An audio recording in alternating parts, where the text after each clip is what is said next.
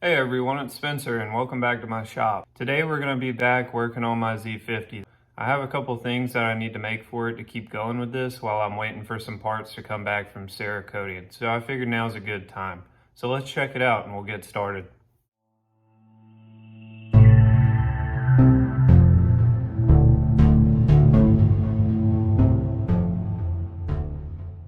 So I have two things on the agenda for today. I'd like to remake this intake manifold. I made it modifying the stock CRF70 manifold and cutting out a flange to use an XR80 carburetor. It works fine and the bike runs fine, but I want to clock this carburetor more parallel with the frame. Reason being is I want to keep the air filter tucked up underneath here as much as possible, and right now it sticks out a little bit. I need to do that before I make the second part, which is a petcock mount for my aluminum tank that I built. So I'm going to cut apart this intake manifold again and start over basically.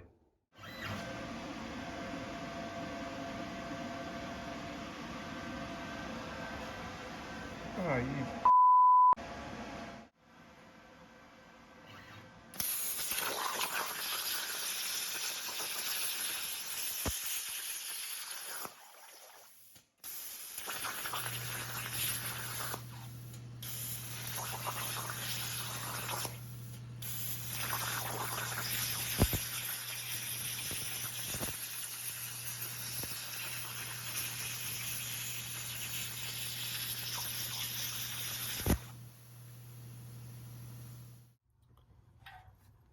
After cutting out my flange with my plasma table like you saw me do, I kind of just bumped it on my disc sander, made sure that the surface was flat, both of them. I'm gonna have to do it again after I weld it anyways, but I like to go ahead and do it to start with.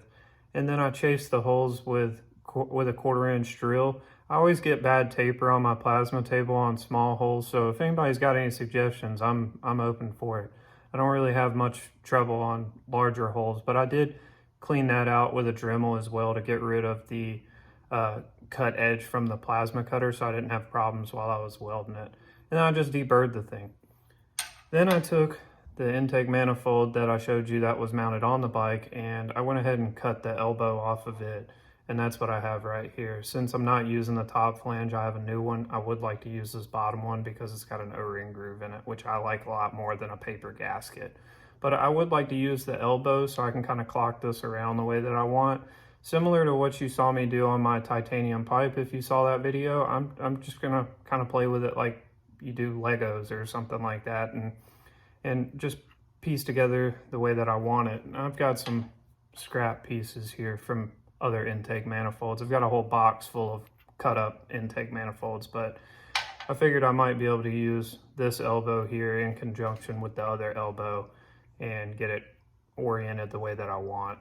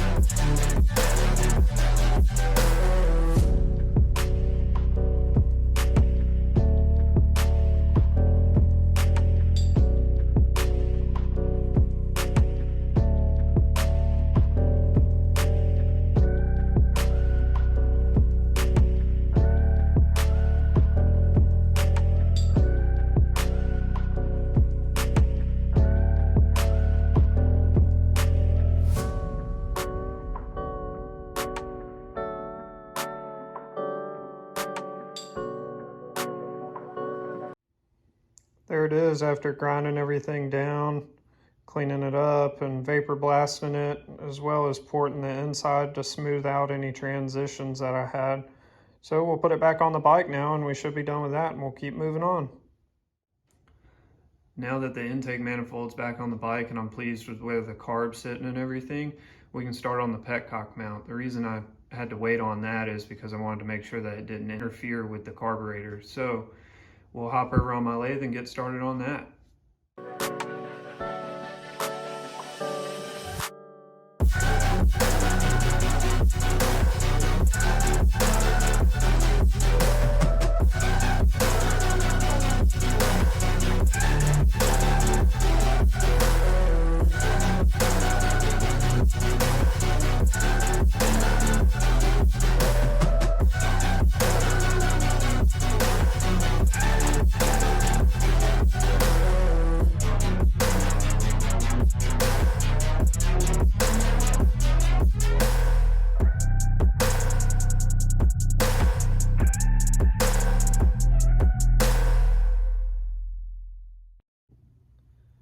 Okay, now that I have my little petcock threaded mount made, I am ready to drill a hole in the tank, which I've marked out the location of where it needs to be right there.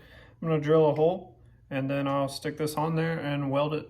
And what this will allow me to do is finally pressure test this tank and make sure that there's not any holes in it, something that I haven't been able to do yet, even though I made this tank months ago. So we're gonna get this done, we're gonna check it, make sure there's no leaks, and if not, we're gonna vapor blast it.